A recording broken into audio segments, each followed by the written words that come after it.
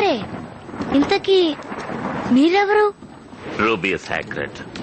నేను హ్యాగ్వార్డ్స్ అనే మంత్రాల బడిలో పనిచేస్తూ ఉంటాను. బహుశా నీకు హ్యాగ్వార్డ్ స్కూల్ గురించి తెలుసు అనుకుంటాను. సారీ, తెలీదు.